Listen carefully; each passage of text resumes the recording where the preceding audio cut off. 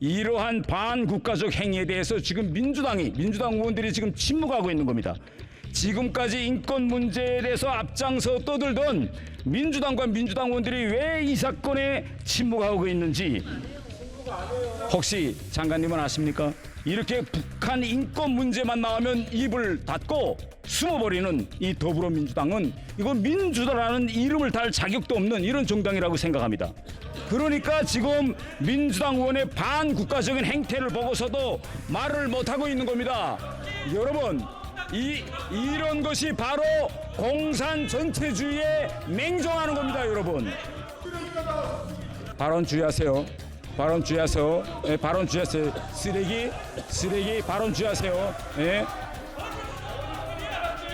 부의장님. 너 쓰레기? 우리 야, 무슨 말? 태영 의원님. 의원님. 장관님, 지금 윤미향 의원을 국회의원직에서 제명시켜야 한다. 이 요구가 지금 빗발치고 있습니다. 이 문제를 좀 일하게 하려고 했는데 아까까지 앉아있더니 본인은 또 지금 없네요. 윤미향 의원은 지금 일본 시민사회 어느 곳에 가든 조청령은 있다. 조청령 행사 참석이 뭐의 문제냐 이러면서 국민의 혈세를 받은 대한민국 국회의원이 남조선 괴뢰라는 말을 듣고도 현장에서 최소한의 항의, 퇴장 이런 행동을 하지 않았습니다. 장관님 혹시 일본에 있는 조청련 어떤 단체인지 알고 계십니까? 네, 알고 있습니다. 대법원 판례에 따라서 반국가 단체로 규정되어 있는 것을 알고 있습니다. 윤미향 의원은 뭐라고 이야기하느냐? 간도 대학살 행사에 참석하여 한국 사회에 일본의 반인권 유린 행위에 대하여 알리고 싶었다고 하고 있습니다. 그런데 조청련이 9만 3천 명의 제1농포들을 북한으로 보내 생지역으로 미열어 놓은 반인권 단체라는 점은 한 번도 지적하지 않았습니다. 혹시 제가 잘 모를 수도 있는데 장관님께서는 윤미향 의원이 조청련을 비판했다는 이런 사실 들어본 적 있으십니까? 통일부는 이 문제와 관련해서 현재 그 경위를 조사하고 있는 그런 상황입니다. 제가 북한에서 초등학교 시절에 저희 학급에 부모를 따라서 북한으로 북송되었던 친구가 하나 있었습니다. 이 친구가 기회가 있을 때마다 조용히 저에게 뭐라고 했느냐, 지상 낙원인 줄 알고 왔는데 이렇게 지옥인 줄 몰랐다. 자기를 일본에서 데려온 부모가 원망스럽고 정말 일본에 가고 싶다고 펑펑 울었습니다. 당시 철이 없었던 저는 걔 보고 야, 너 이런 말 하면 안 된다 라고 속으로 생각하면서 또 그에게 야, 이거 이러다가 너 동무들하고 다 멀어질 수 있어 그런 말 자꾸 하면 저 자체도 속으로 저희하고 놀다가 이거 큰일 나겠구나, 내가 피해를 보겠구나 라고 생각했습니다. 그런데 정말 몇 년 후에 그와 그 온 가족은 간첩으로 몰려서 수용소로 끌려갔습니다. 아마 지금쯤은 아마 살아남지 못했을 수도 있습니다. 자네들을 인질로 잡힌 조청령 사람들은 지금도 할 수 없이 그에게 충성 헌금을 바치고 있습니다.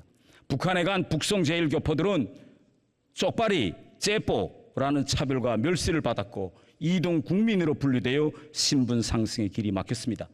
지금 그들이 자유를 얻을 수 있는 오직 한 가지 길은 탈북밖에 없습니다. 세계는 조청련의 북송 사업을 현대판 노예 무역이라고 지금 규탄하고 있습니다. 그런데 막상 대한민국 국회의원은 조청련이 무슨 문제냐 생각하고 있습니다.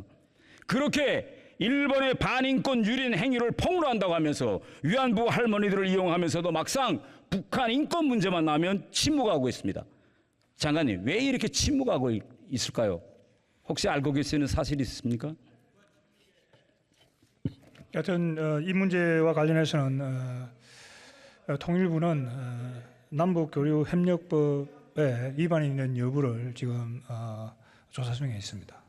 저는요, 이 윤미향 의원 본인이 자유를 찾아온 탈북민들을 다시 북한 지역으로 보내려고 회유한 이런 반인권 유린 행위자로 지금 의심받고 있다고 저는 생각합니다. 저 화면을 좀 봐주십시오. 윤미향 의원과 남편은 2016년 중국에서 자유를 찾아서 대한민국에 온 북한 탈북민들에게 북한으로 돌아갔다라는 거 회유했다는 저렇게 보도가 여러 번 계속 나오고 있습니다. 아직도 윤미향 의원은 자유를 찾아온 탈북민에게 지옥으로 돌아가라고 회유한 사실이 있는지 없는지 이에 대한 입장을 밝히지 않고 있습니다. 그런데요, 더 큰 문제는 뭐냐? 이러한 반국가적 행위에 대해서 지금 민주당 의원들이 지금 침묵하고 있는 겁니다. 지금까지 인권 문제에 대해서 앞장서 떠들던 민주당과 민주당 의원들이 왜 이 사건에 침묵하고 있는지 혹시 장관님은 아십니까? 네, 그건 제가 말씀드릴 위치에 있지 않습니다. 장관님, 네, 지금 이번에 장관이 되셨으니까 앞으로 이재명 민주당 대표도 만나실 계획이 있으신가요? 네 기회가 되면은 만나도록 하겠습니다. 장관님께서 오늘 대정부 질의에 나오신 김에 공개적으로 이재명 대표와 민주당을 향해서 중국 싱하이밍 대사한테서 훈시만 듣지 말고 탈북민도 우리 국민이니 강제 북송하지 말라고 요구도 좀 하고, 그리고 후쿠시마 오염 처리수 문제로 수십 개 나라에 편지 보낼 때 중국의 탈북민 강제 북송도 막아달라, 이런 편지도 좀 함께 내용에 넣어서 보내달라고 좀 한번 공개적으로 요청해 주시겠습니까? 네, 통일부는 북한 이 중국에 있는 탈북민들이 난민의 지위를 가져야 되고, 그들의 자유 의사에 따라서 그들이 한국으로 온다고 한다면은 저는 수용 원칙을 제가 공개적인 자리에서 수차례 확인을 하고 있습니다. 앞으로 이 주한 대사들 예방할 계획이 있으신가요? 혹시 주한 중국 대사, 싱하밍 대사도 만날 계획이 있으신가요? 예, 통상적으로 통일부 장관이 새로 취임을 하면은 한국에 들어와 있는 제외 대사들은 의례적으로 만나는 그런 기회가 있습니다. 그때 강제 북송 막아달라고 꼭 강조해 주십시오. 네. 네. 그리고 얼마 전 통일부가 국회에 북한 인권재단 이사 추천을 요청하는 12번째 공문을 보냈다고 합니다. 그런데 이거 민주당이 이번에 받아들일까요? 통일부는 북한 인권법에 따라 북한 인권재단이 정상적으로 출범할 수 있도록 국회와 계속해서 소통해 나가도록 그렇게 하겠습니다. 저는요 별로 기대하지 않습니다. 왜냐면요 이 북한 인권법이 국회에서 통과될 때까지 민주당의 반대로 11년 걸렸습니다. 그리고 북한 인권법이 통과된 지 7년이 지났는데 민주당의 반대로 북한 인권재단은 출범도 못했습니다.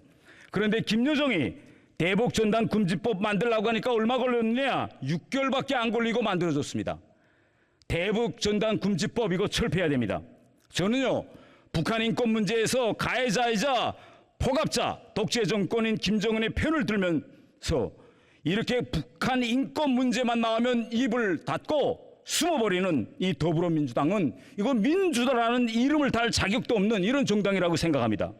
그러니까 지금 민주당 의원의 반국가적인 행태를 보고서도 말을 못하고 있는 겁니다. 여러분 이런 것이 바로 공산 전체주의에 맹정하는 겁니다. 여러분 들어가십시오. 다음은 외교부 1차관께서 나와주십시오. 발언 주의하세요. 발언 주의하세요. 네, 발언 주의하세요. 쓰레기 발언 주의하세요. 네. 부의장님.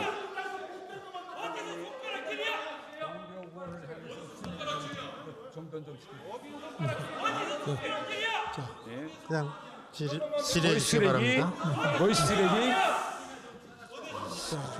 말씀 자, 뭐 쓰레기? 우리 무슨 말? 태영 의원님, 의원님. 저 우리 의원석을 향해서 응답하지 마시고요. 뭐 우리 쓰레기? 우리 의원님들, 이거 자료 좀 정리해 주십시오. 의원님들 그 말씀을 하더라도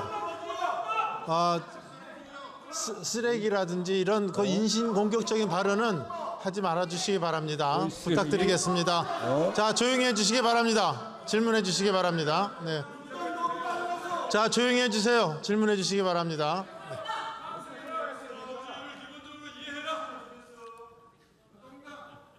자, 질의 계속하겠습니다. 차관님. 네.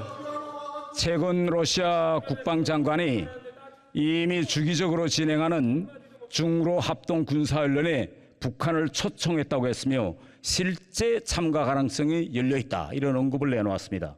앞으로 우리 영내에서 핵을 가진 북중으로 3대 핵 보유국들이 핵 전쟁을 가상한 합동 군사 연습까지 벌린다면 역내 안보 구조가 다시 한번 요동칠 것 같습니다.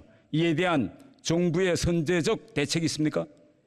우선 제가 보기에는 지금 이 러북중 밀착은 서로의 이해관계가 워낙 다르기 때문에 앞으로 어떤 식으로 굴러갈지는 조금 더 지켜볼 필요가 있다고 생각이 되고요. 이 러북중 군사 협력이나 이런 또는 가능한 어떤 동향에 대비해서 한미 동맹을 기반으로 해서 대응해야 되겠지만 동시에 한미일 안보 협력을 사전에 강화해 둔 것은 이럴 때 잘 균형하게 사용할 수 있는 툴이라고 생각합니다. 지금 안보 환경이 이렇게 급박하게 돌아가고 있음에도 불구하고 어제 대정부 질의에서 야당은 우리가 캠프 대비해서 얻어낸 것이 뭐냐? 둘러리 서고 일본 오염수 방패막이 역할 밖에 한 것도 있느냐라고 하면서 이거 계속 포함했습니다. 아니 우리가 실제 캠프 대비해서 얻어낸 거 없는가요? 한 분 좀 말씀해 주세요.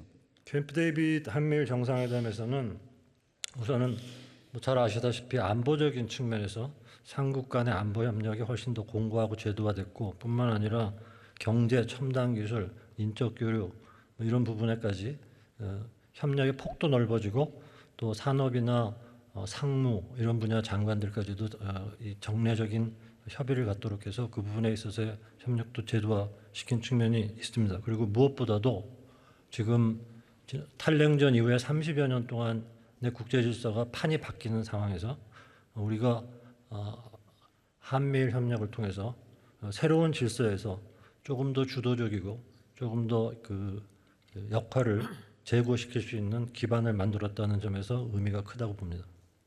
차관님, 만일 우리가 또 윤석열 대통령이 국내 정치적 부담을 무릅쓰고 한일 관계 개선을 위해서 가감하게 결단하지 않았다면 바이든 대통령이 이 캠프 데이비드 프로세스 이거 엄둔했을까요? 어떻게 생각하십니까? 한미일 3국 협력이 이렇게 강화된 데는 기본적으로 한일 관계가 그전보다 좋아졌기 때문에 가능했다는 것은 뭐 누구나 다 인정할 수 있는 자명한 사실입니다. 차관님, 지금까지 일본이 이런 공동 성명을 통해서 명시적으로 한반도 통일을 지지한다고 입장을 밝힌 적이 있습니까? 제가 알기로는 이번이 처음입니다. 저는 그 점이 매우 중요하다고 생각합니다. 저는 지금 민주당의 행태를 보면서 과거 경부 고속도 도로 건설을 반대했던 측의 논리가 생각납니다. 당시에도 자동차 없는 나라에서 당장 경제에 도움도 되지 않는 건설에 막대한 돈을 쏟아붓는다면서 건설 현장에 들어눕기까지 했습니다. 윤석열 정부도 과거 격렬한 반대에도 불구하고 경부 고속도로를 건설한 박정희 정부처럼 흔들림 없이 캠프 데이비드 도로를 끝까지 건설해 주길 바랍니다. 당장 내년 상반기 2차 3국 정상회의를 서울에서 꼭 성사시켜서 이 캠프 데이비드 이 뉴노멀 도로가 시간표대로 건설되고 있음을 보여줘야 합니다. 그리고 캠프 데이비드 프로세스가 빨리 제도화되도록 그러한 방도 중에 하나로 캠프 데이비드 프로세스 3호국 이걸 우리가 서울에 유치하는 이 문제에 시동을 걸어야 된다고 저는 생각하는데 차관님의 생각은 어떠십니까? 지금 한일중 협력의 경우는 이미 잘 아시다시피 서울에 사무국이 있습니다. 근데 한미일 협력도 이제 그동안의 안보 협력 중심에서 의원이 확대되면서 이번에 여러 분야로 확대됐고 그에 따라서 협력 사업들도 많이 늘어날 거기 때문에 그런 어떤 사무국 같은 상설 조직의 필요성이 사업이 진전되면서 더 계속 늘어날 것으로 보고요.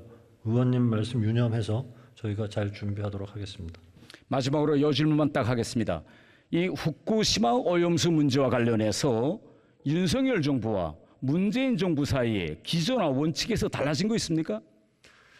지난 정부에서 관련 장관님들께서 국회에 와서 설명하신 거나 또는 국제기구 같은 데서 말씀하신 것들에 비추어 봐서는 제가 보기에는 근본적인 차이는 없다고 봅니다.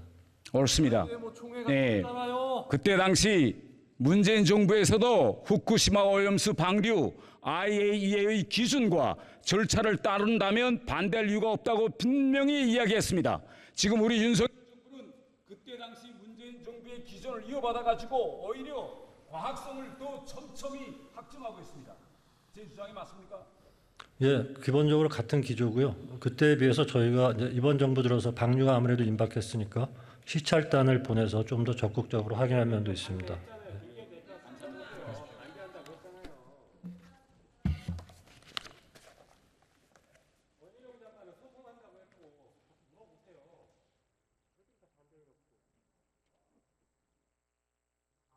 끝나서 한마디만 하고 가겠는데요.